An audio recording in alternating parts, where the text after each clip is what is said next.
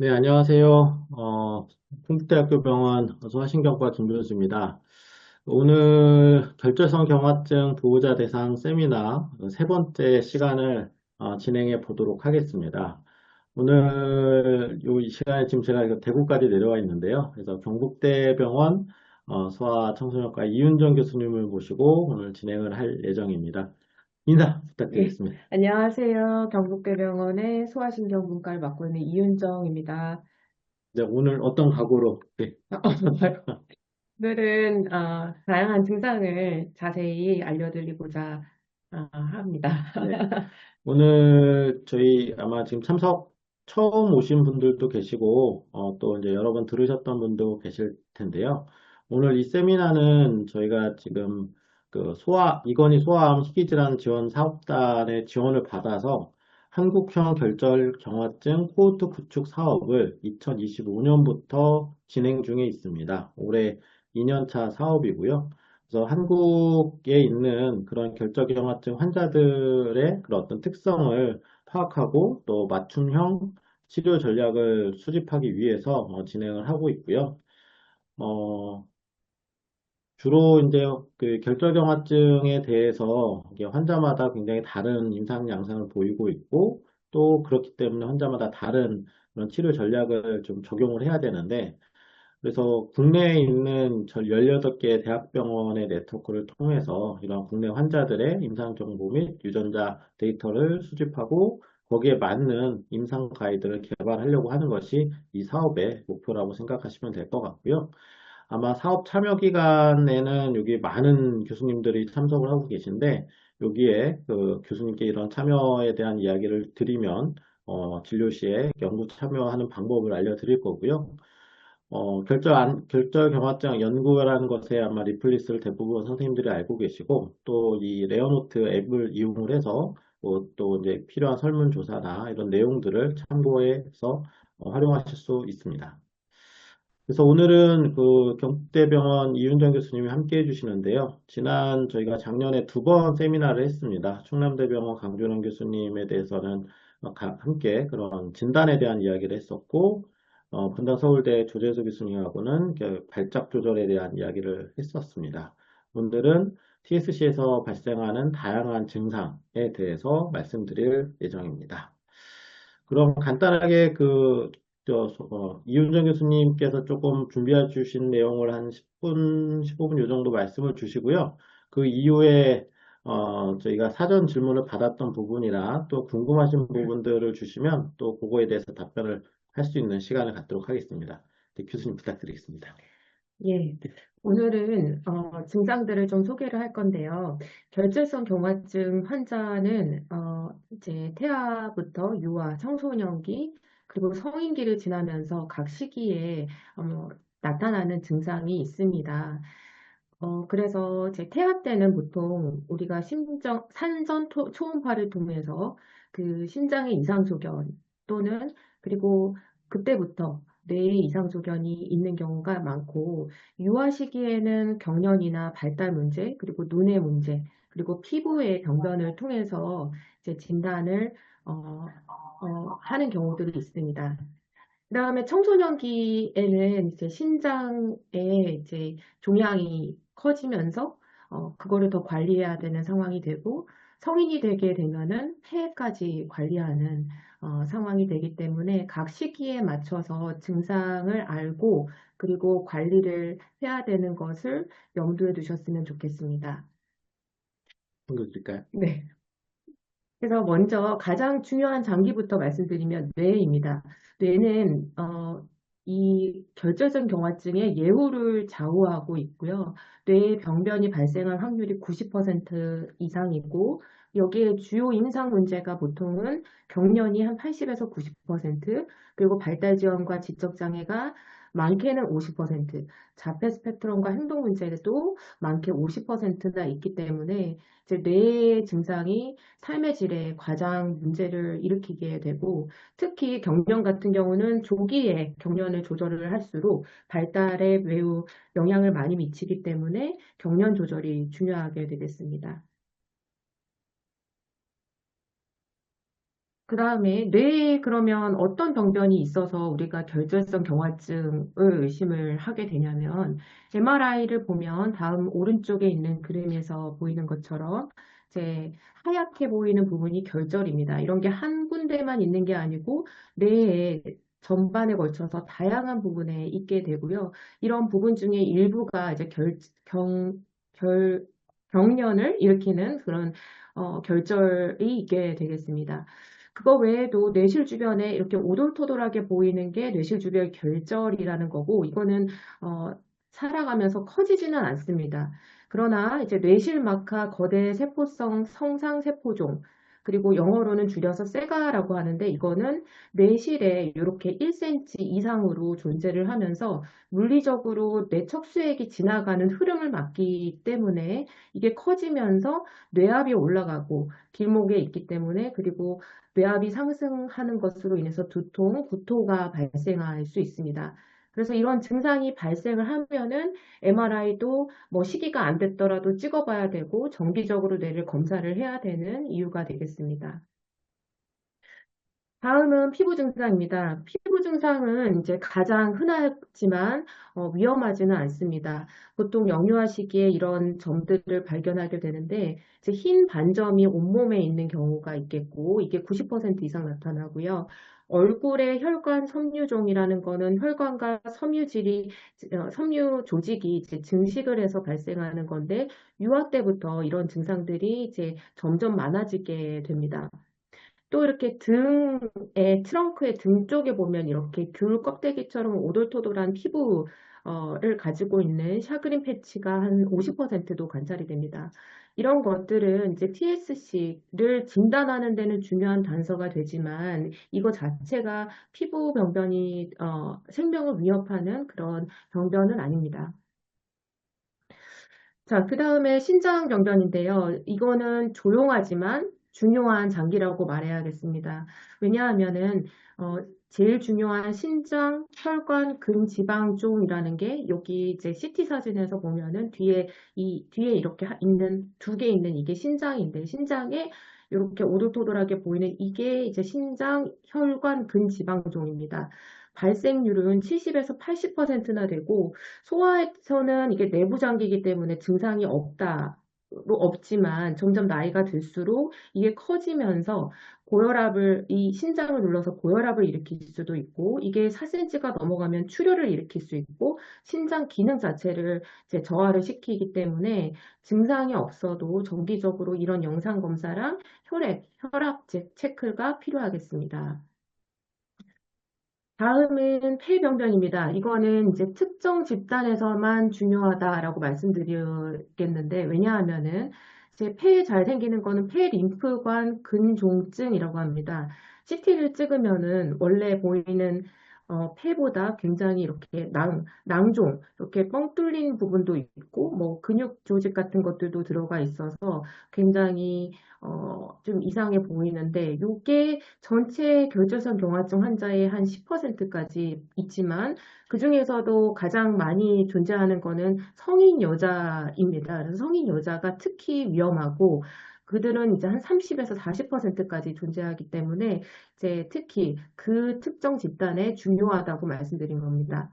증상은 폐 기능이 떨어지기 때문에 숨차고 기침이 생기고 또 폐가 이제 갑작스럽게 기흉이 생기는 증상이 있을 수가 있으니까 만약에 이런 증상이 있다면 결절성 경화증 환자, 특히 여자 환자, 그리고 성인이다. 그러면 체스트 CT를 찍어야겠습니다. 그 다음은 심장과 눈입니다. 심장과 눈은 대부분 예후가 양호한데요. 심장에는 이렇게 산전 초음파에도 볼 수가 있는데 이제 이런 덩어리가 하얗게 보이고 이게 심장 횡문 근종이라고 합니다. 이거는 보통 발생률이 50에서 70%고 어릴 때 있다가 이후에 자연적으로 소실되는 경우가 많아서 기능적으로 문제를 일으키지 않는 경우가 많습니다. 그리고 망막 병변도 있는데요. 망막에도 이렇게 이제 망막 과호종이라는 것과 이렇게 저색소성 병변이 있습니다. 이거는 이제 대부분은 시력에 영향이 없는 경우가 많고, 그렇지만 이게 있으면 결절성 경화증을 진단하는 데 도움이 되기 때문에 이제 매년 안과 검진이 또 필요하고, 또 일부 어떤 조직을 침범할 때는 시력에 영향을 주는 경우도 있기 때문에 그래도 이제 매년 안과를 보시는 게 좋겠습니다. 그러면 이제 처음 진단을 받는 환자는 검사를 어떤 검사를 할 것인가? 2021년 가이드라인, 레코멘데이션에 따르면 일단 유전적으로 이게 유전 질환이기 때문에 3대에 거쳐서 추가적으로 다른 가족들은 위험이 없을지 확인하는 게 좋겠고, 만약에 진단이 아직까지는 불확실한 경우라면은 유전자를 통해서 확진을 할 수도 있겠습니다. 두 번째, 뇌는 아주 중요한데 무조건 MRI를 시행을 모든 연령에서 하고요. 그 다음에 아직 경련이 없는 환자의 보호자라면 어떤 게 경련이고 영아 연축인지를 교육을 받는 게 좋겠습니다. 기본적으로 깨어있는 것과 수면의 뇌파를 시행을 하는 게 좋겠고, 또는 어떨 때는 길게 비디오 뇌파를 찍어서 이게 경련인지 확인해 보는 게 좋겠습니다. 세 번째, 신경정신 발달입니다. 발달, 행동 문제, 자폐 등의 증상이 굉장히 많이 보호자들이 신경이 쓰실 텐데요. 우리가 줄여서 텐드라고 하는데 TSC, Associated Neuropsychiatric Disorder 준말입니다. 이거에서 텐드 체크리스트라는 게 있습니다. 이런 걸 통해서 아이에게 이런 문제가 있는지를 확인해 보는 걸 매년 해보는 게 좋고, 그 다음에 신장입니다. 신장은 이제 앞서 얘기한 그런 병변이 있는지 특히 복부 MRI로 평가를 하는 게 좋겠고, 혈압과 신기능, 혈액 검사로 신기능을 평가를 하는 게 좋겠습니다. 그럼 폐는 첫 진단을 모두 다 하는 건 아니고 18세 이상의 여성이거나 남성 중에서 증상이 있는 경우라면은 시행을 하고요.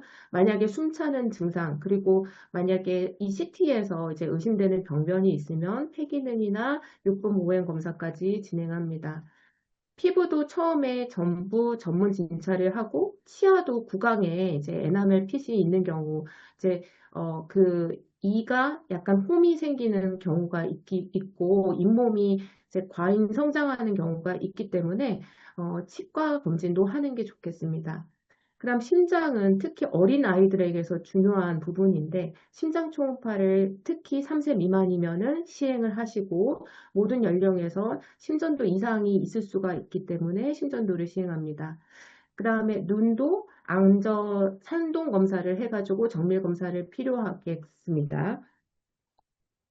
그 다음에 그럼 첫 진단 이후에 우리가 이제 아마 주치 선생님께서 계속 검사를 내실 텐데요. 그 이유가 앞서 얘기한 다양한 증상이 성장하기 때문이고 그렇기 때문에 추적 관찰이 굉장히 중요한데 그래서 뇌 같은 경우는 MRI에서 특히 세가가 25세 정도까지 계속 성장할 수 있기 때문에 1에서 3년마다 추적, 25세 전까지는 추적을 하는 게 필요하겠고요. 이제 치료는 세가 같은 경우는 이제 수술 또는 에베로리무스를 사용을 할 수 있겠고 급한 상황엔 수술을 하겠지만 그런 게 아니라면 엠토르 이니비터를 써볼 수 있겠습니다.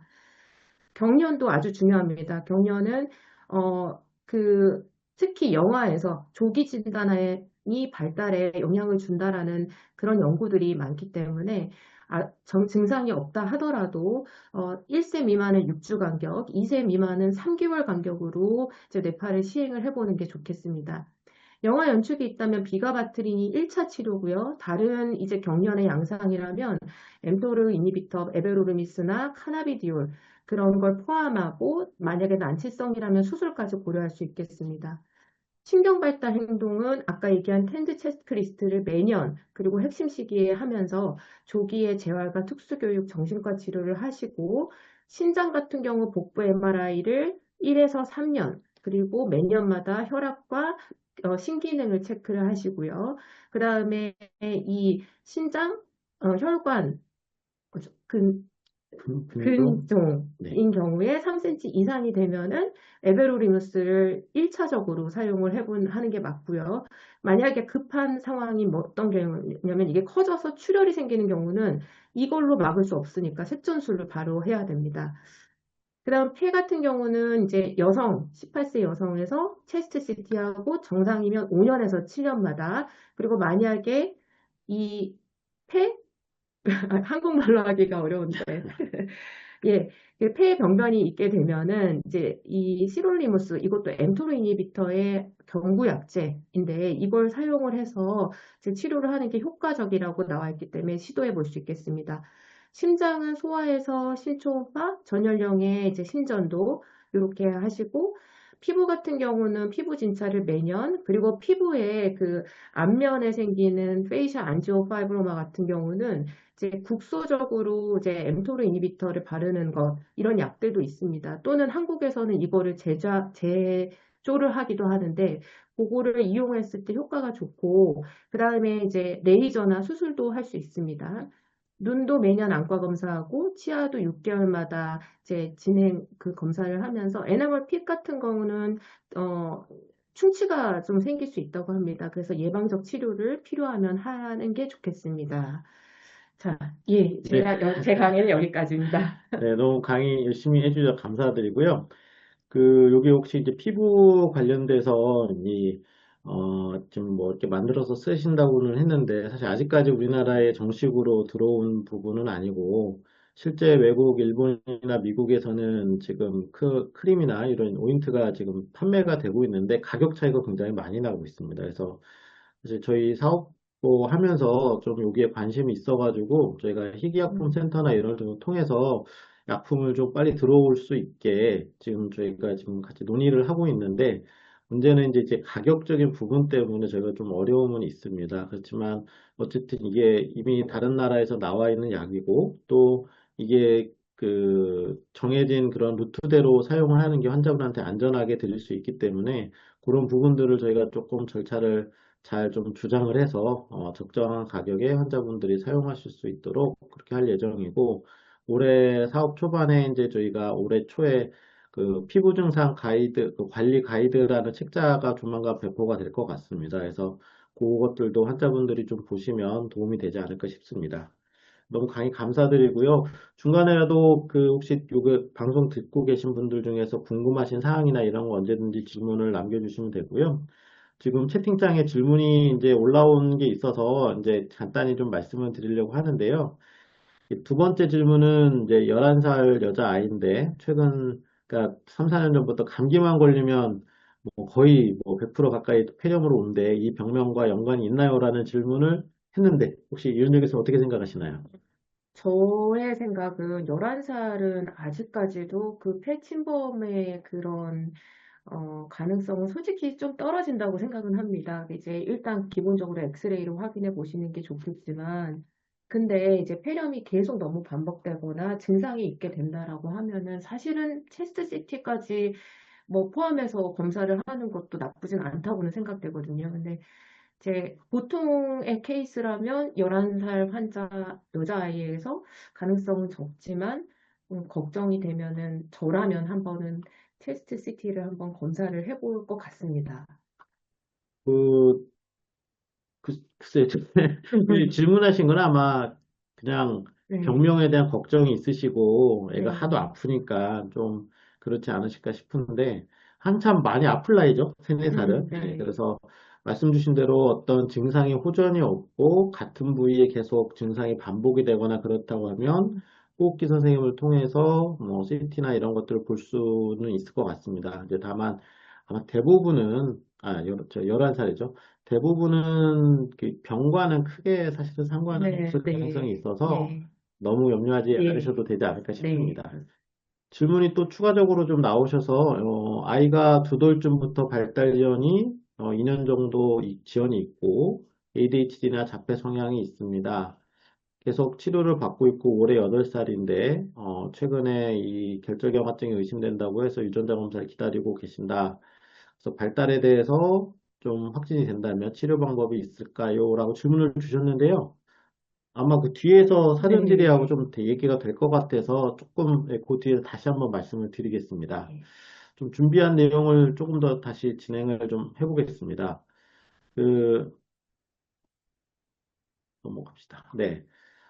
첫 번째 질문은 결절경화증 8개월 영아입니다. 현재는 피부 백반증만 있는 상태인데, 아이가 혹시 발작을 하면 어떻게 대처하고 행동하면 될지 궁금합니다. 이거는 사실 그 결절경화증에 대한 얘기보다도 어찌됐든 이 그 발작이 있는 환자들을 어떻게 대처할지에 대한 의견을 좀 주시면 될 것 같거든요. 참고적으로 지금 저희 그 뇌전증 협회에서 또 예전에 이렇게 만들어둔 발작 응급 수칙이라는 포스터가 있습니다. 또 거기에 관련된 영상, 애니메이션 같은 영상도 있어서 혹시 관심 있으면 좀 그쪽으로 찾아서 보시면 조금 더 이해가 좋으실 것 같고요.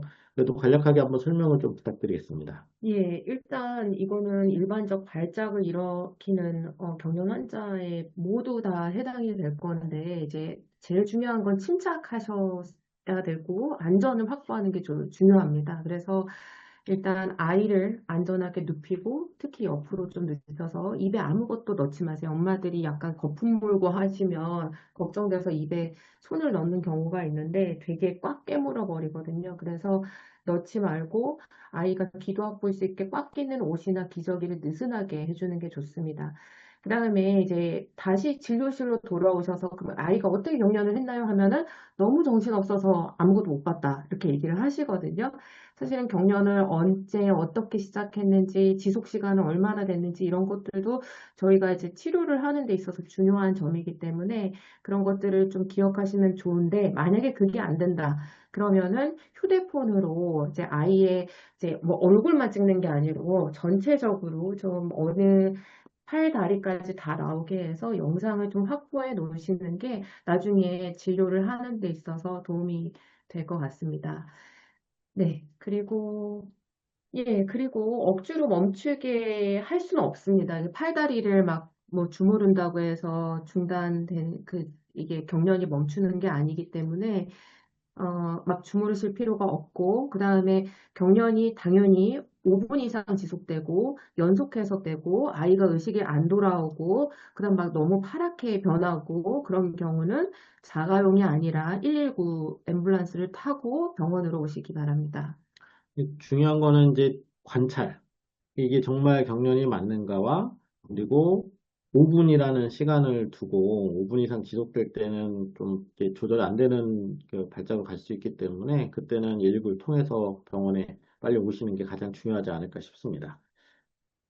두 번째 질문은 12개월 된 여아로 왼쪽 뇌 결절 부위 경련파로 연축파는 없으나 그 국소 경련이 계속됩니다. 이에 이런 결국 수술이 필요할 수 있다는 소견을 받았습니다. 그러면 이런 수술을 결정할 때 어린 소아에서 수술 치료의 전반적인 경과가 궁금합니다.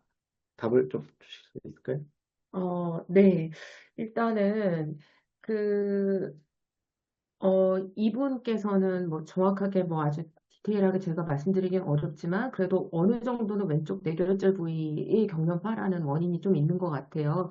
국소적으로 독소적으로 계속 있다고 하시면 수술 치료는 옵션이 되게 됐는데, 이제 전반적으로 그 전에 사전 검사에서 이제 수술을 할 수 있다라고 좀 확인이 된다면 수술을 했을 때 이제까지 나온 데이터에 따르면 한 60에서 80%가 발작이 의미 있게 그러니까 의미 있게 감소 또는 아예 없는 그런 좋은 경과를 보이기 때문에 옵션으로 생각해 볼 수 있겠고요. 그리고 이제 만약에 아예 없어지거나 좀 삶의 질이 많이 좋아졌다 그러면은 약물의 용량을 감소하고 또 중단시키는 할 수도 고려를 해볼 수도 있습니다.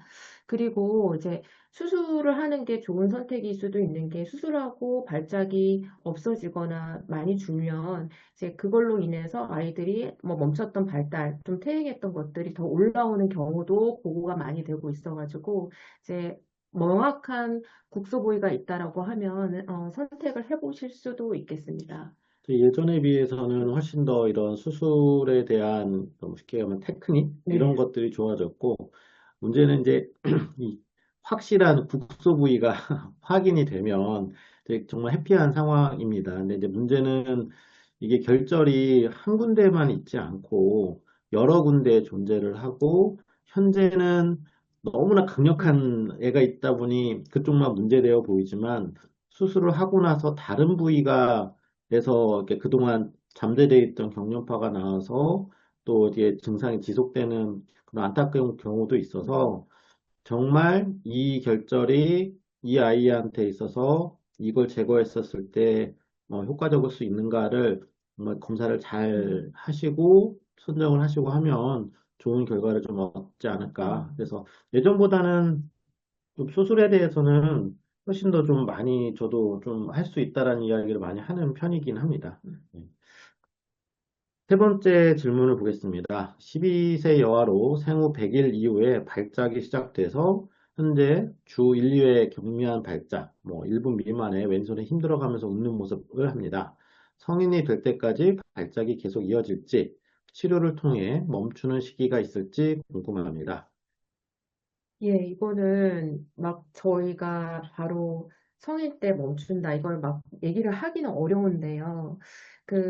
그렇지만 저희 환자의 경우들을 보면은 약물을 지금 상황 같으면 1, 2회 경미한 발작, 그게 아주 막 쓰러지거나 그런 게 아니고 살짝 오는 정도여서, 예, 지금은 좀 좋은 편이라고 생각이 되거든요. 그런데 제 치료 과정, 약물을 조절을 하면서 중간에 이제 하던 아이가 또 안 하는 시기가 생기는 경우도 있기 때문에 이제 치료를 통해서 멈추는 시기가 있을 수 있다라고 말씀을 드릴 수 있을 것 같고요. 결절성 경화증의 뇌전증은 이 뭐 다양한 그 시작 시기나 발작 유형, 그리고 사실 결절이 계속 있기 때문에 뇌병변의 위치나 개수 이런 것에 따라서 뭐 예후가 굉장히 다양할 수 있겠습니다. 그런데 이제 저의 같은 경우라면은 치료를 중단을 할 수 있는 시기에 대해서는 아무래도 발작을 일으키는 제 시작점이 머리에 있다라고 하면은 좀 더 다른 뇌전증보다 보수적으로 약을 유지하는 쪽으로 좀 가는 게 안전하지 않을까 생각을 하고 있습니다.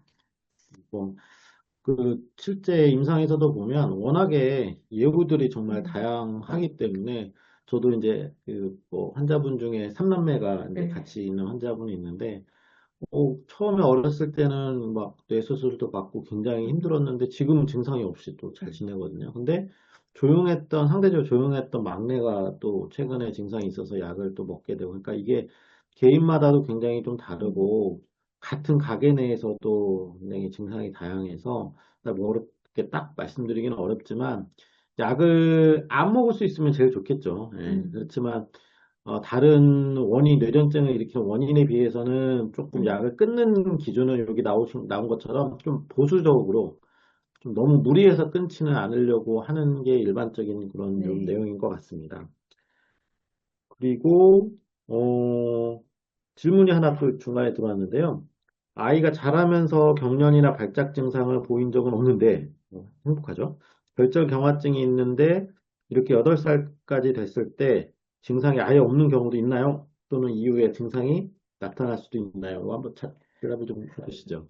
예, 저희 환자 중에서도 경련이 없는 환자가 있거든요. 예, 그래서 뭐 양쪽 다라고 말씀드릴 수 있을 것 같아요. 이제 보통 시기적으로는 영유아 때 그때 경련이 많이 발생한다고 되어 있지만 나중에 이제 좀 더 커서도 시적 온셋이 조금 큰 때도 나타날 수는 있어가지고 뭐 어느 뭐 한쪽으로 설명드리기는 어렵고 양쪽 다 가능합니다. 그러니까 아예 없을 수도 있고 이제 그렇지만 나중에 또 있을 수도 있고 그렇습니다. 예.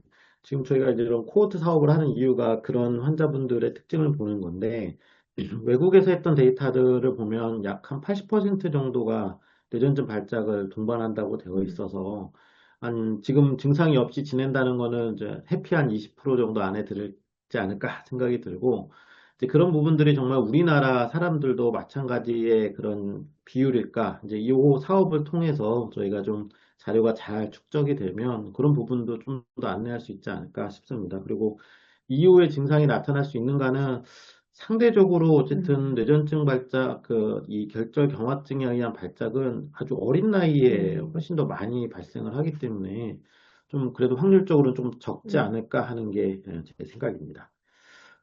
네 번째 질의 가보겠습니다. 학습 인지가 정상인 중학생 TSC 환자입니다. 뇌전증 환자입니다. 약물 치료에 반응하지 않는데 수술적 치료를 고려할 수 있을지, 수술 방법과 예후, 적절한 시기, 빠를수록 좋을지, 그리고 약물 치료 지속 여부에 대해 궁금합니다. 이게 정말 이거 준비를 저희가 생각을 많이 했는데요. 좀 좋은 답변이 됐으면 좋겠습니다. 예, 먼저, 여기 보이는 대로 충분히 지금 이 학습인지 정상인 이 환자에게서 만약에 약을 두 가지 이상을 적절한 시기를 사용했는데도 계속 경련이 있다면은 수술적 치료를 고려를 해볼 수 있습니다. 그런데 수술적 치료를 고려하고 그 다음에 이제 아이가 이제 적절한 대상이냐를 봐야 되는 여러 가지 검사를 통해서 이제 발작이 시작되는 부위가 한 군데에 있는 게 좋고 있고요. 그 다음에 이제 이 부위를 절제를 했을 때 이제 영향을 덜 받아야 되기 때문에 기능적으로 이 부위가 중요한 영역이 아니면 어, 더 예후는 비교적 좋다라고 말씀을 드릴 수가 있겠습니다. 그래서 수술은 가능하겠고 그리고 만약에 인지가 현재 정상이라면은 이런 인지를 더 지키기 위해서 뭐 고려해 볼 수 있는 옵션이라고 생각이 되고요. 음, 네, 그렇습니다. 네. 뒤에 보면 수술 방법은 뭐 결국은 어떻게 수술을 하냐는 신경외과 교수님과 이제 많은 상의를 통해서 결정을 하게 되는데 국소적으로 그 결절만 딱 절제할 수도 있지만 결절과 그 주변까지 절제, 그리고 만약에 절제를 할 수 없는 만약에 병변이 여러 개인 경우라면은 뭐 선택적으로 하거나 또는 최소 침습 수술 이런 거를 하게 됩니다. 그리고 시기적으로 빠르면 무조건 좋냐라고 여쭤보셨는데 제 뭐 무조건 빨리 하라는 것보다는 지금 이 상황에서 약을 이것저것 써보면서 계속 수술은 안 하고 미루는 거는 아니다. 그렇게 말씀을 드리고 싶습니다. 그래서 충분한 옵션으로서 작용할 수 있고, 정말, 근데 아까 말씀드린 수술의 성공률이 높은 음. 그런 상황인가를 충분히 검토를 하고, 옵션을 선택을 하면 좋지 않을까 싶습니다. 아까 막 이 네네. 수술하고 나면 한 60에서 80% 하지. 정도는 발작 네네. 수술과 감소를 경험한다고 하기 때문에 네. 이제 그런 부분들의 확률을 더 높일 수 있는 그런 노력들을 하고요. 보통 수술 후에는 약물을 일단은 처음에는 유지하다가 가능하면 이제 그 다음에 점차 증상이 없고 그러면 이게 줄여서 끊을 수 있는데 문제는 이제 뇌파 소견이라든지 이런 부분들이 영향을 줄 거고 MRI 병변이 확실히 안정이 됐는가 이걸 보고 결정하지 않을까 싶고 사실 약 끊는 게 사실 네. 굉장히 좀 줄일 수는 확실히 있을 것 같아요. 이런 상황이라면. 근데 끊는 거에 대해서는 이게 어떤 분들은 환자분들, 그러니까 아이들의 이제 보호자분 되시겠죠. 이제 보호자분들로 약 끊는 걸 굉장히 좀 음. 걱정해 하시는 분들도 많아서 이렇게 적정한 그런 서로 간의 그 담당 교수님과의 충분한 상담을 통해서 결정을 해야 되지 않을까 싶습니다. 그 네. 다음에 다섯 번째 질의는요, 아까 주셨던 질문과 비슷할 것 같은데, 음. 결절경화증으로 인한 아동의 발달 지연, ADHD, 자폐 스펙트럼 증상 등에 대한 치료 방법이 있는지, 그리고 치료 시에 증상 호전을 기대할 수 있는지 궁금합니다. 네. 그러니까 이 질문에 대해서 결절성 경화증에 특별한 치료가 있냐를 물으시는 것 같았어요. 근데 그렇게 물으신다면 사실은 거기에 해당하는 특별한 치료가 있는 건 아니다라고 말씀을 드리고, 그러면 어, 일반적으로 발달 지연이나 ADHD 자폐 스펙트럼 증상에 우리가 재활치료, 뭐 언어, ABA, 감각통화치료 이런 것들이 조기에 개입하면 당연히 좋습니다. 그리고 또 ADHD나 뭐 자폐 스펙트럼 증상처럼 약물을 쓸 수 있는 것들은 쓰시는 게 좋고, 쓰시면서 또 볼 수도 있겠고, 그다음 세 번째 또 중요한 거는 결절성 경화증은 발달에 경련이 굉장히 영향을 많이 미치기 때문에 경련을 조기에 빨리 적극적으로 치료를 해주시는 게 이 환자들한테 있어서 증상 호전을 기대를 할 수 있겠습니다. 궁금해하시는 거는 에베로리무스를 썼을 때 이제 과연 이게 발달을 많이 올리느냐 이런 게 궁금하실 텐데 현재 연구에서는 에베로리무스가 이제 발달에 유의미하게 그렇게 향상시켰던 건 아니어서 그게 1번 치료가 되지는 않을 것 같습니다. 그래서 약물로 인해서 치료는 어쨌든 그 연구 결과도 네. 어쨌든 발달의 호전은 크게 보이지는 못했다라는 건데, 음, 사실 뭐 모든 연구가 이게 그 발달 평가를 어떻게 했느냐, 그런 뭐 모집단이 어떻게 되느냐에 좀 차이는 있을 수는 있습니다. 근데 뭐 대부분의 연구자들은 그 결과에는 일단은 네, 인정을 하는 그런 상황인데, 지금 미국이나 이런 데에서는 그 탄드 증상에 대해서 그 행동 치료나 이런 것들을 좀 적극적으로 해가지고 코호트처럼 음, 그래서 그거에 호전이야 이거를 하는 대규모 연구들이 지금 진행이 되고 있어서 어느 시점에 이런 행동 치료가 됐든 그런 발달에 대한 그런 이렇게 인지 치료나 이런 것들이 어쨌든 어린 나이에 하는 경우는 증상의 그런 어떤 증중도를 줄여줄 음, 수 있어서 네, 뭐 치료는 당연히 해야 네, 되는 거고 아까 그 질문 주셨듯이 지금이 8세 만 8세이시긴 하지만 그동안 해왔던 치료처럼 뭐 그 결절경화증이라고 해서 아주 특별한 관리나 이런 것보다는 결국은 이 아이한테 나타난 증상이 좀 이렇게 또래 뭐랄까 사회생활이라고 해야 되나요? 이제 여기에 어울릴 수 있고 혼자서 생활을 음, 영위할 수 있는 음, 이제 도움을 주는 치료는 뭐 동일하지 않을까. 예, 뭐 결절경화증이라고 해서 아주 특별하거나 그렇다고 생각하지는 않는 것 같습니다. 네. 네. 그리고 뇌 결절이 줄어든다면 경계성 지능 등 인지 기능도 함께 개선될 가능성이 있는지 네. 알고 있습니다. 아까 뭐 질문하셨던 네, 비슷한 것 네. 같은데요. 질문이랑 비슷한데요. 이 뇌결절, 그 크기, 요걸 하나 만약 절제를 했다 해서 인지가 바로 올라온다. 이렇게 말은 할 수는 없을 것 같습니다.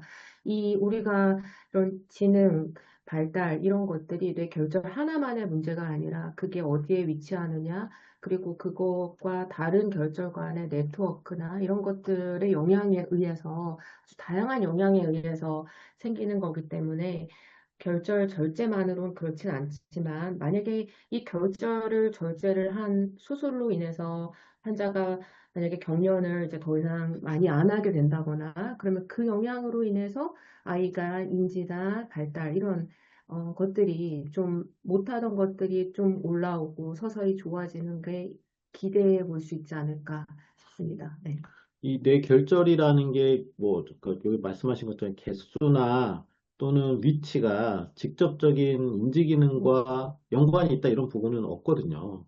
그러니까 결국은 이게 전신에 나타나는 질환이고 이 인지 기능이라는 범위도 뭐 어떻게 평가를 하느냐에 좀 다를 수 있어서 안타깝지만 어쨌든 결절 자체의 문제라기보다는 말씀하신 대로 그것과 동반된 뇌전증 발작이 얼마나 잘 조절되는가, 또 그거 조절을 위해서 쓰는 약물이나 이런 것들이 어떻게 되느냐에 따라서 좀 인지기능이나 이런 것도 영향을 많이 좀 받는 것 같습니다. 근데 궁금하기는 합니다. 그러니까 네. 어떤 결절이 어느 위치에 딱 생기면은 음, 더 좀 영향을 받지 않을까? 막 네네. 그런 궁금증은 있거든요. 그래서 네네. 그런 것들이 향후에 조금 더 저희가 연구를 좀 하면 좀 도움이 되지 않을까 싶고요. 관련돼서 질문이 하나 좀 들어왔는데요. 이제 병원마다 약 처방은 다르지만 전반적으로 비슷하다고 느껴집니다. 사실 저희가 쓰는 네. 약이 스물 몇 개밖에 없습니다. 근데 음, 그 나이와 이런 거 생각해 보면 음, 기전을 생각했으면 쓰는 약이 사실 많지 네. 않고요. 그래서 초기에는 두세 종류의 약을 시작을 했다가 지금 현재 다섯 개, 여섯 개까지 늘어났다. 음, 굉장히 좀 어려운 상황이 있으신 것 같고 또 약을 중간에 또 줄였는데 줄이거나 중단한 데 다시 조절이 시작됐고 현재도 다섯 개의 약을 먹고 있는데 초반에는 효과가 있는 것 같은데 지금 효과가 미미해서 특히 약의 종류가 계속 늘어나는 것이 괜찮은지 궁금합니다라는 질문인데 어떻게 생각하십니까, 선생님? 이건 난치성 뇌전증 환자의 그 약물이 늘어났을 때 상황에 그 고려를 해본다면 결국은 저는 삶의 질과 약물의 부작용 간의 균형을 찾아야 되거든요. 얘가 어느 정도의 경련은 좀 견딜 수 있고 생활하는 데 좋고 재활하는 데 괜찮고 이런 것들을 좀 찾게 될 겁니다. 그런 중간 지점을 좀 찾아서 약이 너무 늘어나면 또 애가 하루 종일 잡니다. 아무것도 못해요. 그럴 수도 있기 때문에 그런 중간 지점을 찾으시는 게 좋을 것 같고 그 다음에는 뭐 얘기했던 수술이나 다른 완화를 할 수 있는 여러 요법들도 생각은 해보실 수 있을 것 같습니다. 네. 뭐, 약을 많이 쓰고 싶어 하는 선생님은 없으실 겁니다. 음, 최대한 조절을 하고 싶지만, 이제 이 아이의 일상생활에 주는 뭐 음, 대발작이나 외상에 의한 뭐 이런 위험성이 있기 때문에 약을 이제 계속 추가를 할 수밖에 없고, 추가하는 거는 나름대로는 이제 그 선생님의 경험과 또는 이 약이 갖고 있는 기전, 음, 또 이 약을 에 의해 나타나는 부작용에 네, 따라서 약을 이제 조절을 하게 되거든요. 최근에 뭐 어쨌든 이런 약물뿐만 아니라 마침내 수술도 있지만 대마 오일을 써서 하는 네, 경우도 있고 또 식이요법이 네, 어쨌든 뭐, 음, 뭐 어쨌든 중요한 치료 옵션이고 또 이제 새롭게 나오는 약물들도 또 있고 그래서 계속해서 이제 그런 걸 시도를 해보려고 노력을 하고 있습니다. 그래서 약을 안 쓸 수 있고 줄일 수 있으면 제일 좋기는 한데 아마 그럼에도 불구하고 증상이 지속이 된다면 좀 뭔가 균형점을 좀 찾아야 된다. 우리가 타겟하는 그 경련은 뭘로 잡고 만약에 이제 소발작처럼 아주 그냥 짧은 네, 발작들은 그걸 잡겠다고 약을 쓰면 아기가 일상생활이 힘드니까 이제 그런 것들에 대해서 이제 담당 교수님과 충분히 좀 납부 관계를 잘 맺어서 어느 정도를 우리가 타겟을 할지를 같이 좀 상의하고 가면 좋을 것 같습니다. 마지막 질문일 것 같은데요. 그 음, 결절경화증 환자의 유전자 치료제 개발 단계와 향후 사용 가능성 이게 굉장한 이슈입니다. 그래서 예, 지난번에도 여러 번 세미나 할 때마다 계속 네. 예, 질문을 주셨었는데 한번 선생님의 의견을 좀 말씀 주시죠. 저희가 이 유전자 치료제가 아직 병원 또는 우리가 시험, 임상시험, 사람 상대로 하는 사용 단계는 아직 아닙니다. 현재는 아직까지 없다고 말씀을 드려야 되는데, 그래도 희망적인 것은 연구를 했는데요. 전 임상 단계. 그게 뭐냐면, 제 마우스 모델, TSC 마우스 모델에서 이 유전자 치료제, 주로는 이제 부족한 유전자를 넣어주는 그런 기전으로 이 유전자 치료제를 주입을 했더니 이 쥐가 더 오래 살고 그다음에 뇌에 있던 구조적 문제도 줄게 되고 하는 거를 발견을 했고 그게 이 쥐에서 또 다른 이런 엠토르 이니비터를 썼던 것보다 더 좋다는 게 나와가지고 사실 전임상 단계에서 좀 희망적인 거를 봤거든요. 근데 아직까지 이 약으로 인한 부작용이나 사람에 써도 되는지 이런 것들은 연구가 되지는 않아가지고 어, 이제 앞으로 이제 좀 향후 한 10년 정도 있으면 가능해지지 않을까 생각이 듭니다. 10년 너무 길게 보신 거 아닙니까? 아니, 요즘, 네. 아니, 뭐, 제일, 그, 이 AAV나 뭐, 이런 치료를 지금 다른 질환에서 하고 계시잖아요. 네. 근데 지금 임상에서도 지금 하고 있고, 요 음, 분야에 대해서 지금 아주 활발하게 약들이 개발이 되고 있기 때문에, 저는 TSC도 금방 될 수. 네, 금방이라는 거는 이제 기다리신 분들 너무 죄송스러운 이야기지만, 그래도, 네. 저희가 생각하는 네, 것보다는 좀 네, 빨리 될 텐데, 이제 네, 문제는 가격이죠. 네. 네, 네, 네, 그래서 이런 희귀질환이나 이런 거를 보는 환자분들, 치료를 또 필요로 하는 환자분들한테는 좀 사실 정책적으로 네, 예, 이런 치료제들에 대한 지원이나 이런 게 같이 동반돼야 되지 않을까 싶고, 그러니까 저희가 이런 사업이나 이런 걸 통해서 나오는 결과들을 가지고 그런 정책에도 쓰일 수 있도록 네, 작지만 노력을 해볼 거고요.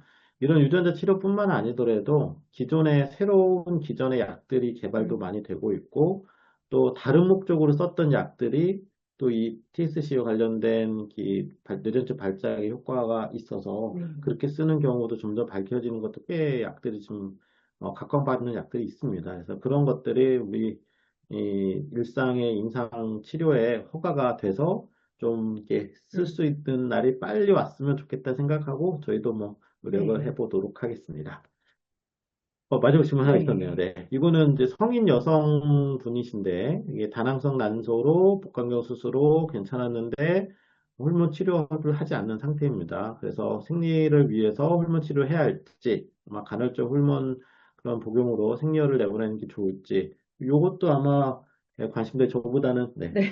좀 말씀해 예, 주시면 좋을 것 저는 이 질문에서 이제 그 다낭성 난소 증후군은 사실은 이제 결절성 경화증과 큰 연관이 없는데 어떤 고민이실까 이렇게 생각을 해봤어요. 그런데 일단 그 질환만 따지면 호르몬 치료가 필요합니다. 뭐 자궁 내막의 안정을 위해서 그리고 내막암이 안 생기게 하기 위해서 호르몬 치료는 뭐 지속이든 간헐적이든 필요한데 이제 지속적으로 사용하는 호르몬 치료가 즉 주의해야 될 게 에스트로겐이 들어있는 그런 호르몬 치료 요법들이 있기 때문에 결절성 경화증 환자, 특히 성인 여성 24세라고 생각을 해보면 폐에 림프관 혈평활 근종증이 가능성이 있고 특히 이 질환에서 에스트로겐이 노출되면 좀 더 위험성이 올라간다라고 되어 있습니다.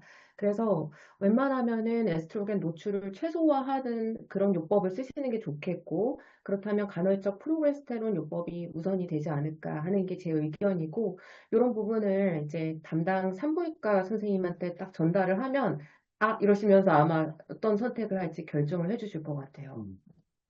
아마 요런, 아이고, 죄송합니다. 아이고.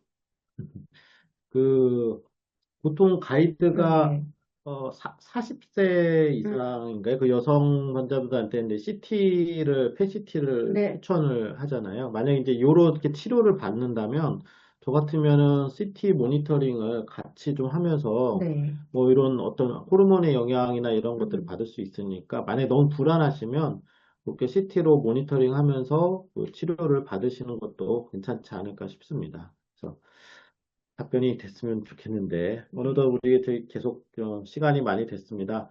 그리고 그동안 그 영상을 찍었던 거는 편집이 돼서 저희 대한소아신경학회의 일반인 페이지에 이렇게 다 영상이 올라와 있습니다. 물론 뭐 레오노트 쪽에도 있지만, 그래서 여기서 확인해 보실 수 있을 것 같고요.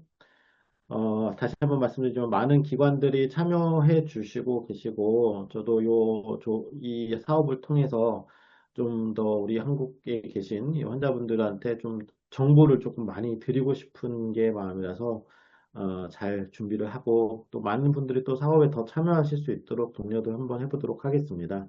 환자분들이 많이 관심을 갖고, 이야기 주시면 좋을 것 같고요. 참고로 저희가 이제 지금 한 3개월에 한 번씩 하고 있는데, 다음 4월에는, 그때는 수요일 오후 2시에 이대 목동병원의 소아신경과 최선화 교수님과 또 이야기를 나눌 수 있는 기회를 갖도록 하겠습니다. 마지막으로 오늘 어쨌든 긴 시간 동안 좋은 얘기 해주셨는데, 특히 이 경북, 네, 여기 대구 지역의 이 환자분들한테 하시고 싶은 말씀이시나, 뭐 또, 요 관련돼서 이야기 마무리 말씀 부탁드리겠습니다. 네. 음, 저희 이 결절성 경화증 때문에 많이 좀 힘들어하고 또 고민이 있는 보호자분들께 힘내셨으면 좋겠고 저희가 같이 힘을 낼 수 있도록 도와드릴 거니까 어, 너무 걱정하지 마시고 예, 궁금한 거 있으면 오셔서 이제 상의를 좀 해주셨으면 네. 좋겠습니다. 네, 이게 어찌됐든 평생을 같이 이렇게 관리하는 질환이고 또 희귀 질환이기 때문에 그 지역에 계신 그 네, 선생님들과 좀 자주 만나서 이야기 나누시고 하면 좋을 것 같습니다. 오늘 긴 시간 동안 함께 해주셔서 감사드리고요. 다음에 좀 좋은 다른 컨텐츠로 또 뵙도록 하겠습니다. 네, 감사합니다. 감사합니다.